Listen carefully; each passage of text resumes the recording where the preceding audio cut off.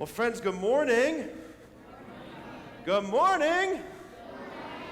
It's good to be with you as we start the school year with Mass. It's a really cool thing. I didn't go to a Catholic school growing up.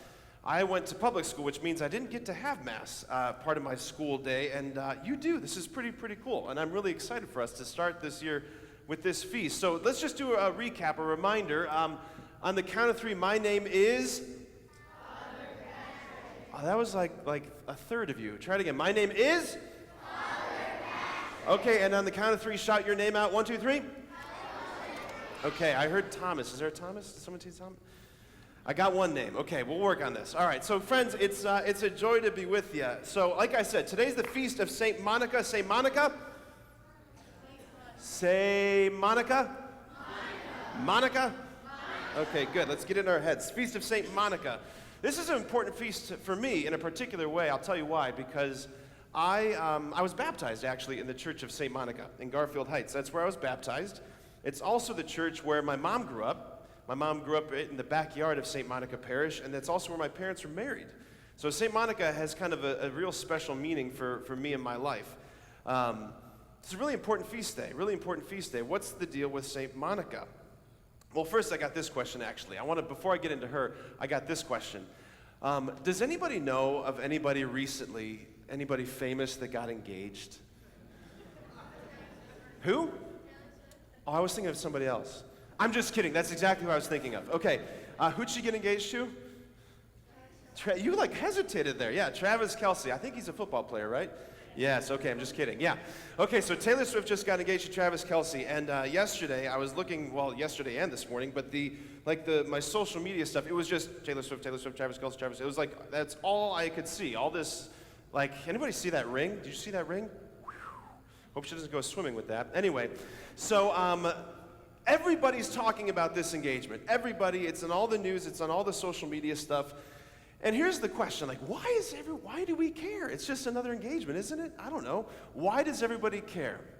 I'll put it this way. This is what I think. This is my theory. I think we're obsessed with love stories.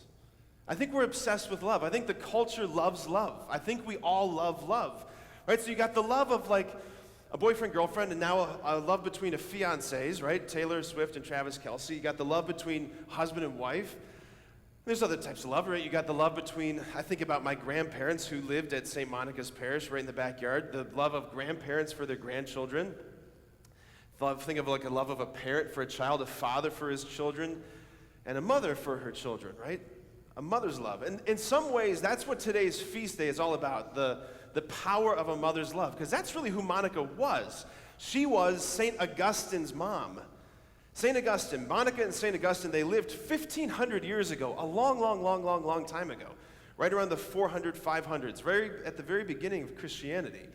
So this is a long time ago.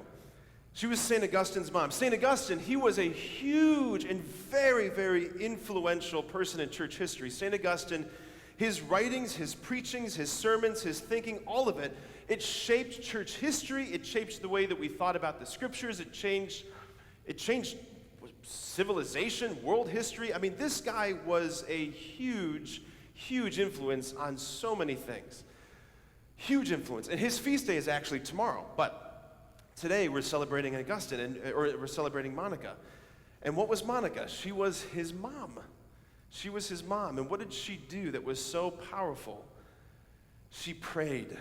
She prayed for Augustine. So her son Augustine, he wasn't a Christian. He was someone who was running after all sorts of other things in the world. He cared about worldly goods and worldly goals and all of those things. And she prayed and prayed and prayed and prayed and cried and cried and cried and cried over and over and over again for years, praying, begging God that her son would become a Christian. For her, the most important thing in the world, it wasn't let my son be successful, let him be very powerful or influential, let him have a lot of money.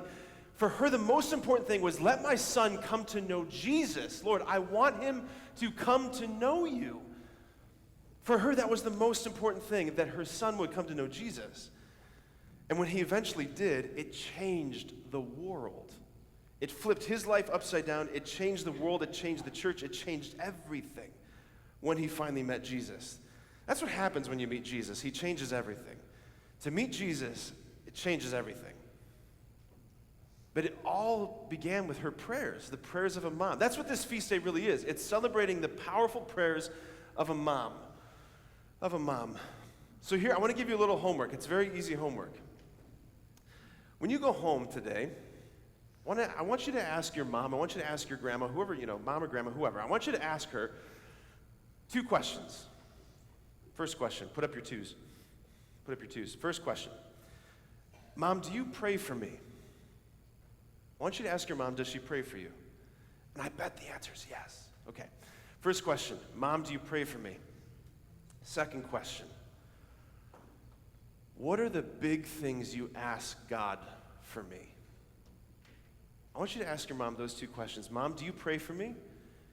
And second question, what are the big things you ask God for me? I want you to ask your mom that question. So today we're celebrating the feast of St. Monica. We thank God for the gift of Monica because she prayed Augustine into the faith. And we're thanking God for the gift of our own moms. Are you grateful for your moms? Yes or yes? Yes or yes? Yes. Yes, yes, yes. Let's thank God for the gift of our moms who've prayed us this far, so far. Amen.